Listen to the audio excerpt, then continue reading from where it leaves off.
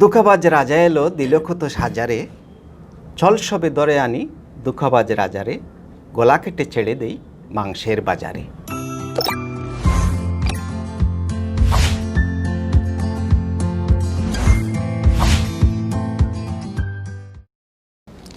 প্রিয় দর্শক, সবরে প্রীতি এবং শুভেচ্ছা জানাই আমরা আজকের গবেষক অনুষ্ঠান শুরু করলাম। তো আজকে আমরা স্টুডিওতে আসেন আমরা একজন প্রিয় মুখ, তাই লেখালেখি করেন, সাহিত্য চর্চার লগে তাই জড়িত অতপ্রতভাবে একজন কবি জনাব আব্দুল মুমিন মামুন। তাই সাহিত্য চর্চার পাশাপাশি একজন শিক্ষক, তাই চানবরাং উচ্চ বিদ্যালয় ও কলেজের সহকারী প্রধান শিক্ষক। তো আউকা আমরা আজকে তার লোকে গপসপ করি। আসসালামু আলাইকুম মামুন ভাই। ওয়ালাইকুম আসসালাম। ভালো আছেন তো? জি আমি ভালো আছি, আপনি ভালো তো? জি আছি আলহামদুলিল্লাহ, আপনারা দোয়ায় ভালো আছি। বাংলা বিউ টিভির ধন্যবাদ জানাই আজকে আপনারা আমার এখানে আবার আমন্ত্রণ জানানোর লাগে। তো আজকে তো আপনি মনে হয় আপনি তো থাকেন বিশ্বনাথ। জি বিশ্বনাথ থাকেন। তো আজকে যে আইলাই কেন, আপনার কোনো প্রবলেম হয়েছে না তো? প্রবলেম তো আছে, মূলত রাস্তাটা একটু খারাপ, বিশেষ করে বিশ্বনাথ থেকে জগন্নাথপুর যে রাস্তা, এই রাস্তার অবস্থা দেশবাসী জানেন, পত্রপত্রিকায় আইছে যে অবস্থা। বিগত 1.5-2 বছর যাবৎ রাস্তার অবস্থা করুন, যেখানে 40 মিনিট লাগার কথা, এখানে আমরা আজকে 1.5 ঘন্টায় শহরে আইতে হয়। যাই হোক, রাস্তার কাজ শুরু হয়েছে, এখন আস্তে আস্তে হয়তো কিছুদিন দুর্ভোগ হইতে হইব আমরা বিশ্বনাথী মানুষরে। তো বিশ্বনাথ নাই, এখান থেকে এই যে জগন্নাথপুর থেকে আইতে গেলে জগন্নাথপুর তো সুনামগঞ্জ থেকেও মানুষ এদিকে অনেক আওয়া যাওয়া করেন, এবং রাস্তাটা আসলে কাজ করা দরকার এবং কাজ ওর আশা করি। ঠিক আছে। আসলে বর্তমানে আমরা শহর অঞ্চলের যে রাস্তাঘাটের যে অবস্থা, এটাও তো ওরকমও কাজকর্ম তো করোনার কারণে হয়তো সেটা একটু ডিলে হয়েছে। তো যেভাবে শুরু হয়েছে, আশা করা যায় কিছুদিন কষ্ট করিলে মানুষের মনে হয় কিছু আরাম পাইব আর কি।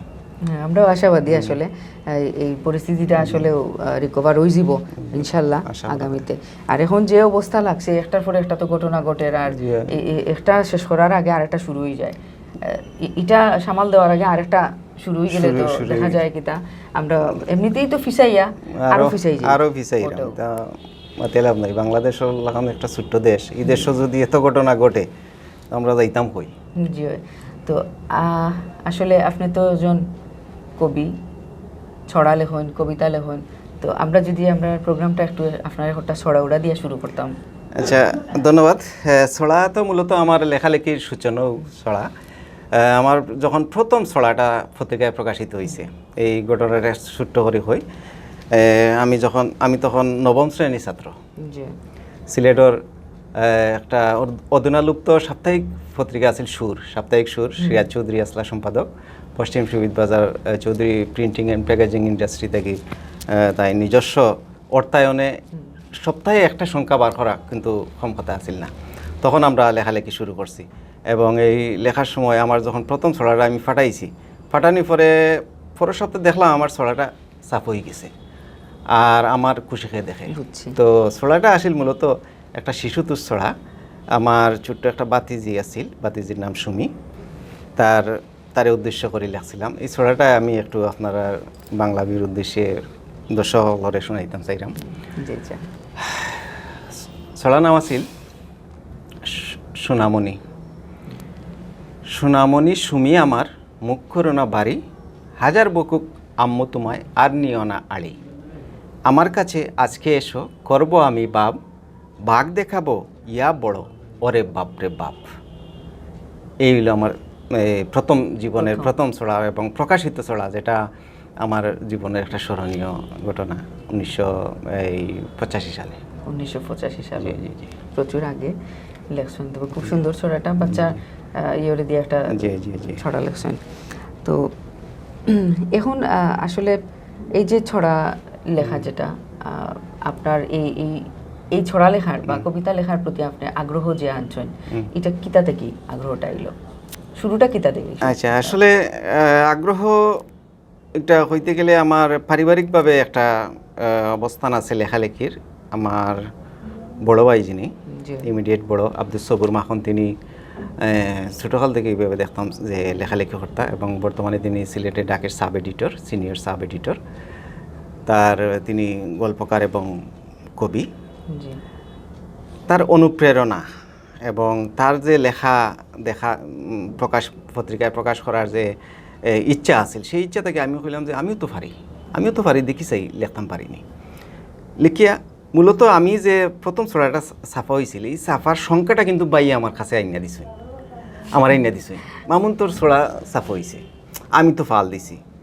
এবং ওর থেকেও আমার একটা আগ্রহ থাকলো, না আমি লেখলে তো মনে হয় ছাপা হইব। এবং আস্তে আস্তে দেখলাম যে ছড়া ছাপা হয়। তারপরে ছাত্র জীবনে যখন কলেজে পড়ালেখা করি, সিলেট আইলাম, মেচও থাকতাম, তখন ছড়া পরিষদ আছিল, ছড়া পরিষদের সাহিত্য আসর করতো, সাপ্তাহিক সাহিত্য আসর, সিলেট বাণী অফিসও ওই তো প্রায় দিন, ওইখানে আমি থাকতাম, ছড়া লিয়ে থাকতাম। তো সেই সময়ে আর একটা ছড়া 1991 সালের যে 91 নয়, 1900 যে স্বৈরাচার বিরুদ্ধে আন্দোলন এক সময় হয়েছিল বাংলাদেশও, স্বৈরাচার বিরুদ্ধে আন্দোলন যে এরশাদ আমল, তখন ছড়া মূলত আমরা গুম পাড়ায়, কিন্তু ছড়া তখনকার সুর আছিল, ছড়া গুম পাড়ায় না গুম তাড়ায়ও, এই যে স্লোগান নিয়ে আমরা আগুয়াইছিলাম। তখন আমার একটা ছড়া মনে হয় সিলেটে ডাকও ছাপা হয়েছিল, মূলত ছড়াটা আছিল দুঃখাবাজ, ছড়ার নাম আছিল দুঃখাবাজ।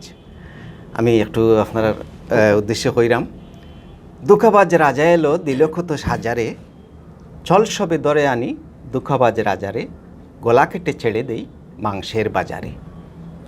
এই হচ্ছে আমার মানে প্রতিবাদের ভাষাটা, যে দুঃখাবাজ রাজা এলো দিল কত সাজারে, প্রজাদের কেড়ে বাত হয়ে গেল তাজারে, চল সবে দরে আনি দুঃখাবাজ রাজারে, গলা কেটে ছেড়ে দেই মাংসের বাজারে। অর্থাৎ তারে খাটিয়ে আমরা মাংস বাজার ছাড়িয়ে দিয়ে মাংসে নিয়ে খাইলি।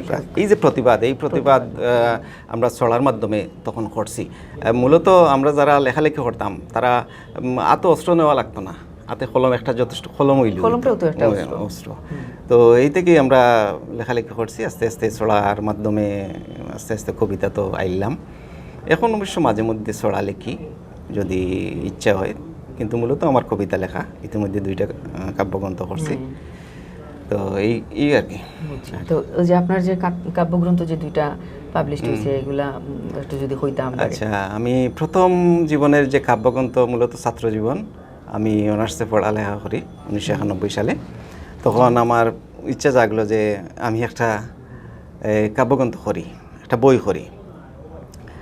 আমি আমার শ্রদ্ধেয় শিক্ষাগুরু ডক্টর শফিউদ্দিন স্যার, বাংলা বিভাগের প্রধান আসলা সিলেট এমসি কলেজের, স্যারে কইলাম, স্যার আমি তো এরকম একটা বই করতাম, ইচ্ছা আছিল, তে আপনি কিতা কইন?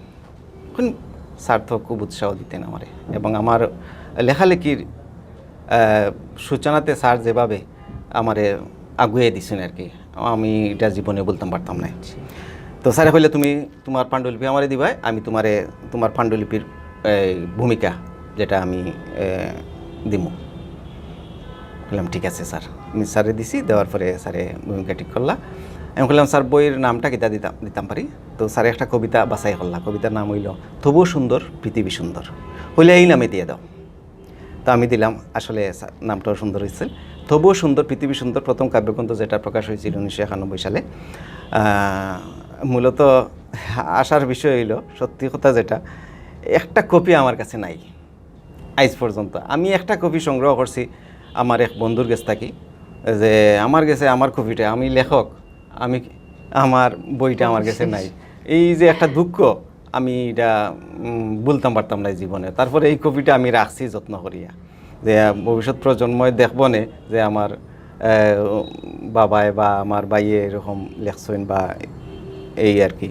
তারপরে যখন দ্বিতীয়টা দীর্ঘদিন তো গেল কি 91টা কি হই 2018 সাল, এত বছর পরে সকলে কই তো বই বার হয়, মাইসে বার করেন, আপনি বই বার করেন না এখানে। তখন আমার একটা চিন্তা আইলো যে আমি তো বই বার করতাম, কিন্তু আমার বই এই ধরনের কবিতা স্থান পাইব করি আমি বুঝলাম না। মানে এমন ধরনের লেখা তো আমার কাছে নাই, আমি তো লিখতাম পারছি না। আমি বাছাই করলাম, আমি লেখি, আরও কিছু লেখি। এই কথা হইতে 2018 সালে আইয়া দেখলাম যে না, আমি একটা সাইড ফরমার বই করতাম পারি মনে হয়। তো ইচ্ছা জাগলো যে একটা বই খরিলাই গত বছর পরে। তো নিশ্চয়ই সেটা বই আপনারাও পাইছেন, দেখছেন, শব্দের রংধনু, যেটা প্রচ্ছদ করছেন ধ্রুব এসলা, আর বাসিয়া প্রকাশনী এটা প্রকাশ করছে 2018 সালে। তারপরে আগ্রহ জাগলো যে বই তো আরও করা দরকার। আমি দেখছি যে বই করলে বিষয় কিতা আমার অনেক লেখা কিন্তু আরে গেছে। এই যে 85 সাল থেকে আজ পর্যন্ত লিখতে লিখতে ওই অনেক সময় খাতা হারি যায়, তারপরে যে পেজও লেখি পেজটা হারি যায়। তখন আগের সময় তো আর এখন করে ডিভাইস আছিল না, আমরা যেন কাগজ পাইছি লেখছি, লিখিয়া রাখছি, কিন্তু এরপরে হারাই যায়। তো এইটা লেখাটা যদি একটা বইয়ের মধ্যে থাকে, এটা অনেকদিন থাকে, এবং এখন মানুষের কাছে যদি থাকে বা এখন আপনার ঘরে যদি থাকে, এই বইটা সংরক্ষিত থাকবো, অনেক যত্নে থাকবো, এই ইচ্ছা থাকি বই করা আর কি। তো আশা আছে 2021 যদি এই মহামারীর সময়টা একটু পার করতাম পারি আমরা সুস্থ মতে, তো আর একটা বই করার ইচ্ছা আছে আর কি। তো এইগুলো আর কি।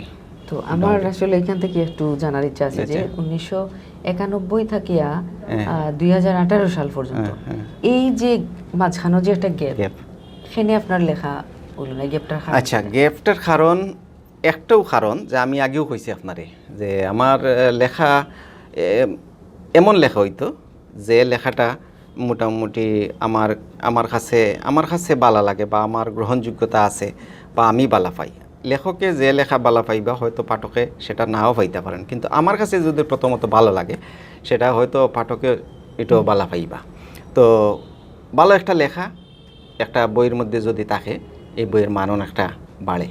এই বিচারটা কিও আমি কইছি আর কি, যে আমার লেখার মান হয়তো তত উন্নত নাই, এমনি পত্রপত্রিকায় প্রকাশিত হয়তো ওটাও হইতে পারে যে আপনি লেখা অনেক কমাই দিছলা, তো এটা একটা কারণে বিভিন্ন কারণে কম লেখা হয়েছে, ব্যস্ততার কারণে, ওইটা তাও হইতে পারে। ঠিক আছে। তো আমরা যদি আপনার যে 1991 সালের যে বইটা হয়েছিল ওটা থেকে আমরা যদি কোনো আচ্ছা, ওইটাতে কি কবিতাটা মূলত আমি কেন আমার লগে অবশ্য নাই, আর মুখস্থ আমার কবিতা থাকে না, তো ডিভাইসও আমি লইতাম পারছি না, আমি দুঃখিত। তো যদি হয় আমি দ্বিতীয় বই থেকে একটা কবিতা পড়তে পারি। অবশ্যই আপনি শব্দের রংধনু থেকে আমি একটা কবিতা আপনার উদ্দেশ্যে কইতাম পারি।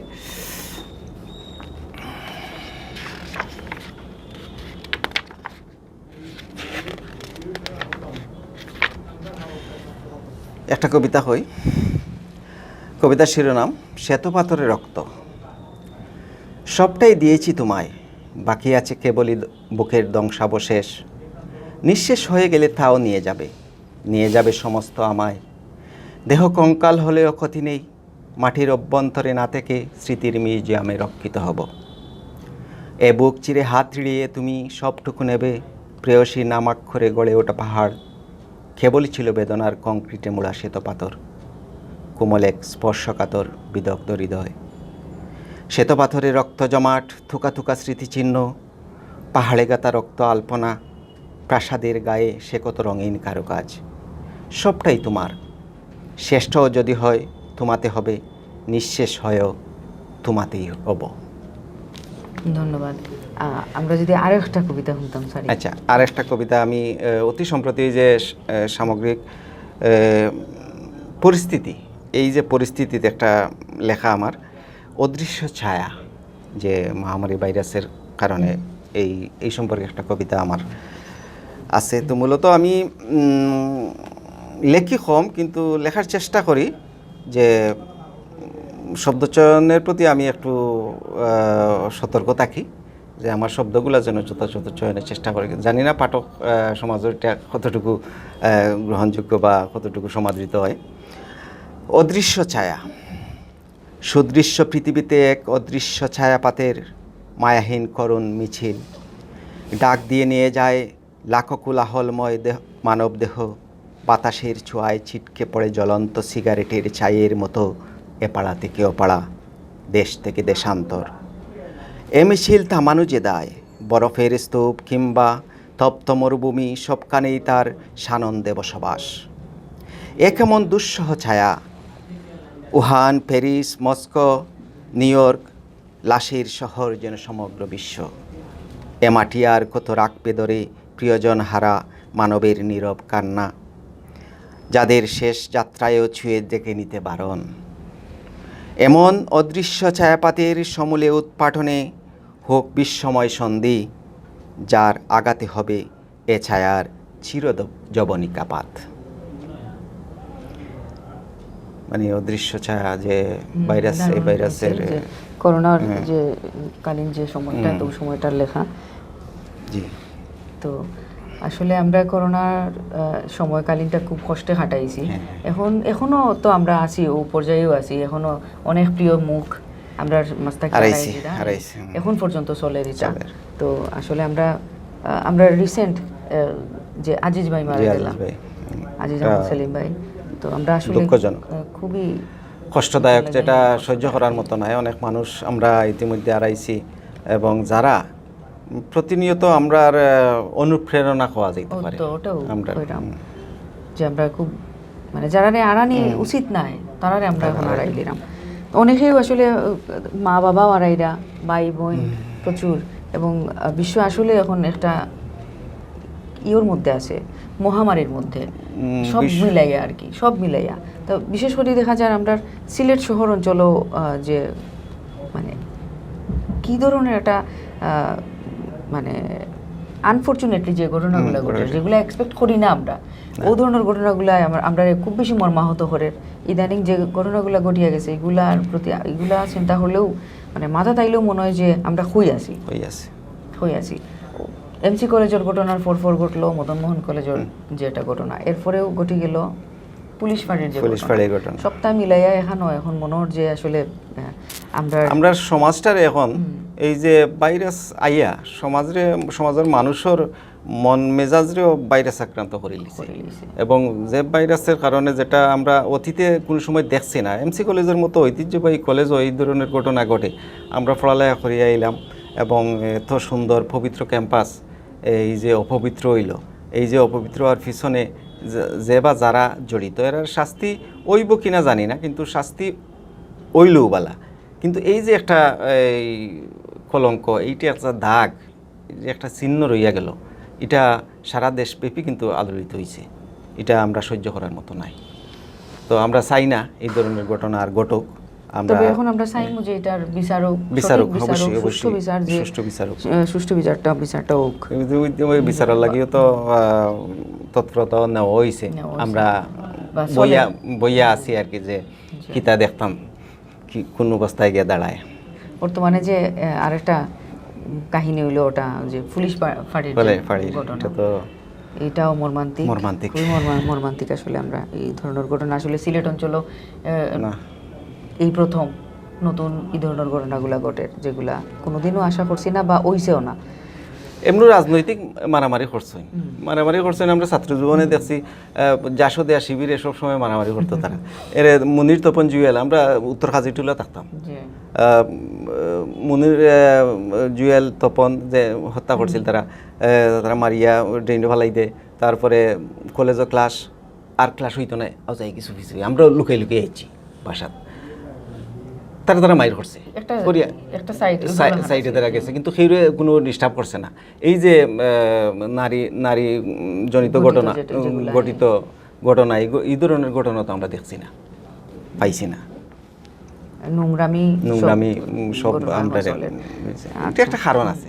কারণটা হইলো কিতা জানেন, যে আমরা এই যে আমরা একটা ডিভাইস আছে, এই ডিভাইস দিয়ে আমরা শুধু এই বয়স নয়, মূলত যারা এই করোনাকালীন সময়ে গড় বইতে আসছিল, বাড়াইছে না, না বাড়ানোর কারণে তার এই যে খেলাধুলার সুযোগ পাইছে না, ডিভাইস দেখছে, এবং ডিভাইসের মাধ্যমে তার মন মেজাজ একগুয়েমি বিকৃত মস্তিষ্ক লইয়া তারা এই বার হয়ে গেছে। এখন বাড়াইতে পারে, কিন্তু যে তার মাথাত খেলার যে আসলে আমরা অতদিন হই আসলাম, এখন দেখি কিছু দুনিয়া যেমন নাকি নয়া জন্মগ্রহণ করছে, এই অবস্থা দাঁড়াইছে।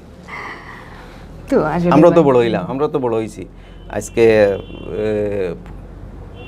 অত বড় হইলাম, কিন্তু এই ধরনের চিন্তাধারা, এই ধরনের মন মানসিকতা নিয়ে তো আমরা কোনো সময় যে করছি না। আমার ছাত্রছাত্রীরে কই, তোমরা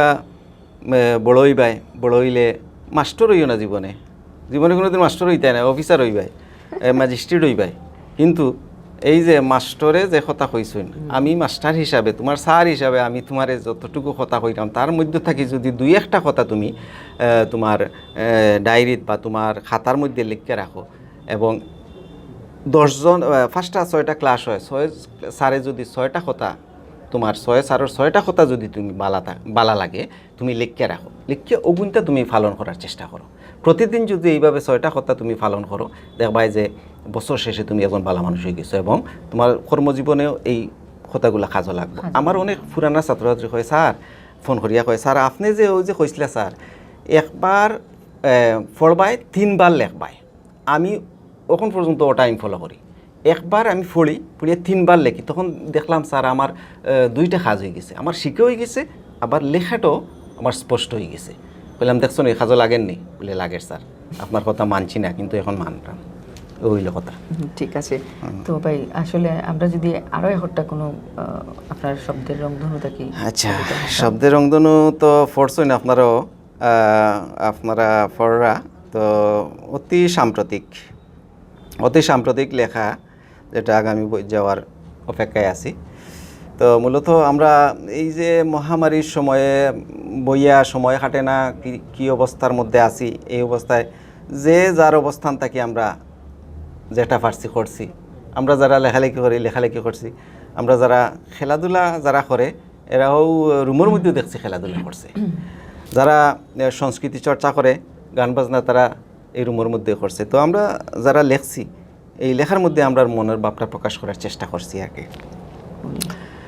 প্রতীক্ষার দীর্ঘশ্বাস, জন্মাবধি কখনো দেখা হয়নি তার সাথে, পিচ্ছিল কর্দমাক্ত পথ হেঁটেছি সতর্কে, মাড়িয়ে যাওয়া নিষ্ঠুরতম কৈশোর।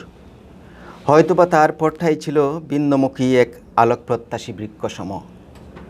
দেখার না দেখার মাঝখানে এসে পথের কাদাবালি নিয়েছি দুমুঠো ভরে, 5টি আঙুলে চেপে দেয়া এক একটি প্রতীক্ষার দীর্ঘশ্বাস। হয়তো আকাশে জমেছে মেঘ, কখনো বিদ্যুৎ চমকানোর মতো, তারও হৃদযন্ত্রে বেজে ওঠে সেই কালবৈশাখীর মতো বিকট আর্তনাদ। পশ্চাদে তাকানো আর যায় না ভেবে এ জীবনকে আজ বাসিয়ে দিয়েছি পাওয়া না পাওয়ার সেই সাগর বক্ষে।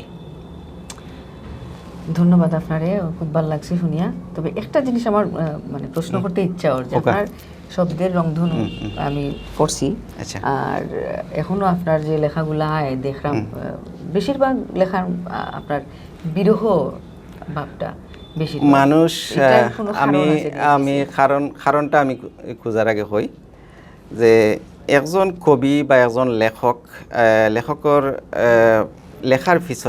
লেখার পিছনে কোনো না কোনো একটা কারণ থাকতে পারে, নাও থাকতে পারে। তো আমার লেখার পিছনে কারণ হয়তো কিছু না কিছু আছে, কারণ 50 পেরিয়ে 51 প্রায় 51 বছর বয়সে আমি প্রতিনিয়ত আমার অতীতে, এখন আমি স্বপ্নে দেখলেও আমার অতীত দেখি, বর্তমান দেখি না। অতীত দেখি আমি এই যে ছোটোকালে এই যে ছাত্র জীবনে যে পড়ালেখা করছি, যে টেবিলে বইয়া পড়ছি ও টেবিল দেখি। আমি যারা বন্ধুবান্ধব আছিল তারার সাথে যে খেলাধুলা করছি বা দৌড়াদৌড়ি করছি এরারে দেখি। কারণ কিতা? কারণ হইল একটাই, যে আমার একটা সুন্দর অতীত আছিল এবং সেই অতীতটারে আমি আড়াই লিছি, এবং অতীতটারে আড়াইতে গিয়া আমার মনে যে একটা টেনশন, মনে যে একটা চিন্তা, এই চিন্তা থেকে হয়তো লেখার মধ্যে সেই বিষয়টা আছে আয় আর কি। তো এই কথা হইতাম পারি আর কি আমি। বুঝছি। আচ্ছা, তো আসলে আপনি তো একজন শিক্ষক, জি, সংস্কৃতি কর্মী। তো আপনার এই যে সংস্কৃতি কর্মী হিসাবে অথবা একজন শিক্ষক হিসাবে আপনার অবস্থানও থাকিয়া আপনি মনে করেননি যে আমরা এই যে অধঃপতন এখন বর্তমান যে পরিস্থিতির যে আগামী প্রজন্ম যে যারা আছে তারা আগামীতে কোনো বালা ফতে যাইতে পারবো, বা কোনো ধরনের এই যে আমরা যে এই পরিস্থিতিটারে তারা তো এখন তো তারা যা দেখবো তাও শিখবো, তারা ওটা দিকেও কিন্তু আগামীতে তারার ইয়েগুলা অ্যাপ্লাই করবো। তা আপনি কি তা মনে করেননি যে এই পরিস্থিতিটা আগামী প্রজন্ম লাগি খুব বালা কিছু আনবো? হ্যাঁ, আমি মনে করি কোন ধরনের কুফল আনতে পারে অবশ্যই। যে আজকের প্রজন্ম আগামী দিনের ভবিষ্যৎ যদি আমরা হইয়া থাকি, তাহলে আগামী দিনের ভবিষ্যৎ হিসাবে তারা যে গড়িয়ে উঠতে গেলে তারা যে মাধ্যম বা যে উপকরণগুলো আমরা দেওয়ার কথা, সেই উপকরণগুলো এখন তারারে ঠিকমতো আমরা দিতাম পারছি না, কারণ আমরাও এখন গৃহবন্দী ঘরের মধ্যে আছি। তারারে ও ডিভাইস একটা দিয়া হইলে অনুভ বাড়াইও না, কিন্তু তারার যে উপযুক্ত যে খেলার মাঠ, উপযুক্ত যে তারার যে শরীরচর্চার যে মাধ্যম, সেই মাধ্যমগুলো আমরা যদি তারারে দিতাম পারতাম, হয়তো আগামীতে তারা এটা ধরিয়ে রাখতে পারতো। কিন্তু একটা হুচট খাইলিছি আমরা, কিন্তু এই সারা বিশ্বব্যাপী যে ছেলেমেয়েরা আজকে যে গড়বন্দি হইয়া এই জুমের মাধ্যমে ক্লাস করে, তারপরে এই অনলাইনে ক্লাস করিয়া তার যে যে ক্লাসর যে অবস্থা, বাস্তব ক্লাসর যে জ্ঞান, সেই জ্ঞানটা কিন্তু তারা যথাযথ নিতে পারেন না পারার কারণে তারা একটা মানসিকভাবে একটা চাপের মধ্যে আছে। এই মানসিকভাবে চাপটাকে তারারে বাঁচাইতে গেলে অতি সত্তর আমরা এই পরিস্থিতিটা চাইমু যে স্বাভাবিক হোক, তারারে আবার আগের অবস্থানে ফিরিয়ে নেই, না হইলে কিন্তু আমরা এই জাতির এই প্রজন্মরে আগামী দিনের যোগ্য নাগরিক গড়িয়া তুলতাম পারতাম নাই। কারণ কিতা, যে কারণ আমরা এই তারারে গড়বন্দি করিয়া রাখছি। স্কুল কলেজ খোলা থাকলে তার বন্ধু বান্ধবরা পাইল, আড্ডা দিল, কথাবার্তা হইল, একটা পরিবেশ পাইল, মানসিকভাবে একটা বিকাশ ঘটল। সেই বিকাশের সুযোগ তো এখন তারা নাই। তারা বারোইয়া বেট লইয়া বারোয় বাচ্চাইন, বারোইয়াকে কোনো খেয়েও পায় না, খেলতো কিতা খালকে খেলতো, অথবা বল লইয়া বারোইল খেয়েও খেলা তাই না। এবং এই পরিস্থিতির কারণে সব গড়বন্দি হইয়া উপিতে আছে, এবং তারারে একটা সুন্দর পরিবেশ, আজকের শিশু আগামী দিনে ভবিষ্যৎ গড়িয়ে তুলতে গেলে আমরারে সুন্দরভাবে এই যে ছাড়পত্র সুকান্ত কইছেন না, এ বিশ্বকে শিশুর বাসযোগ্য করে যাব আমি, নবজাতকের কাছে আমার দৃঢ় অঙ্গীকার। এবং নবজাতকরে আমরা যে অঙ্গীকার করছি, সেই অঙ্গীকারটা কিন্তু আমরা দিতাম পারলাম না। তো আসলে এটা তো এখন কিছু করারও নাই, কিছু করার নাই অবশ্যই। কিন্তু আমরা আপনার জায়গা থেকে আমি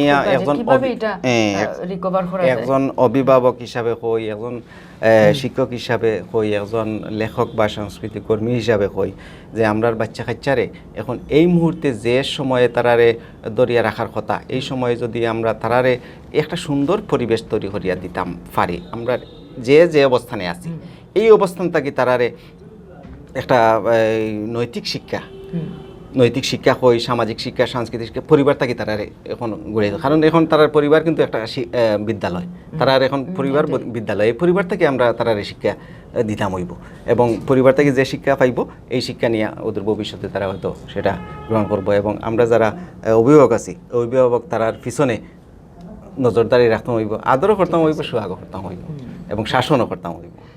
তো ভাই আসলে আমরা লাস্ট একটা কবিতা শুনি। কবিতা না, আমি একটা ছড়াও নাই। আচ্ছা ঠিক আছে, আপনি হয়তো ভালো হইব। এবং লাস্ট একটা ছড়া আমার কইয়া আপনার উদ্দেশ্যে হইরাম বাংলা বিউটিভিত আমার ছড়াটা লাস্টে আমি লিখছি। একটা রিকোয়েস্ট আছিল ছড়ার, যে এই যে মাদক বিরোধী ছড়া আর কি, ছড়াটা আমি কই পাইরাম না। ছড়ার নাম হইল বয় কিরে তোর বয়। বয় কিরে তোর বয়, মাদক নিয়ে করবে খেলা, এই মাদকের বসবে মেলা, তাই বা কি আর হয়। বয় কিরে তোর বয়, এই বয়সের স্বপ্ন বুকে, দে থাড়িয়ে মাদক রুকে, তোদের হবেই জয়। বয় কিরে তোর বয়, মাদক যারা নিচ্ছে দেশে, তারাই দেশের শত্রু শেষে, হুক বেটাদের কয়। বয় কিরে তোর বয়, ওই বেটাদের কানটা ধরে খিলগুশি দে আচ্ছা করে মুষ্টি জাতর সয়। বয় কিরে তোর বয়। ধন্যবাদ। বাহ, দারুণ।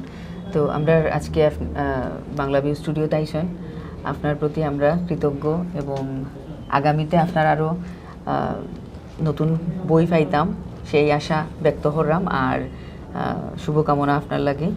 আপনি আমরা দর্শকদের উদ্দেশ্যে কিছু ঠাউকা। আচ্ছা, প্রিয় দর্শক, আপনারা ধন্যবাদ জানাই। আর এই বাংলা বিউ টিভিরে পয়লা ধন্যবাদ জানাই কিতার লাগে, যে বাংলা বিউ টিভি এই সিলেটি ভাষাভাষী মানুষের লাগি একটা এই জনপ্রিয় চ্যানেল হিসাবে পরিচিত হয়ে গেছে।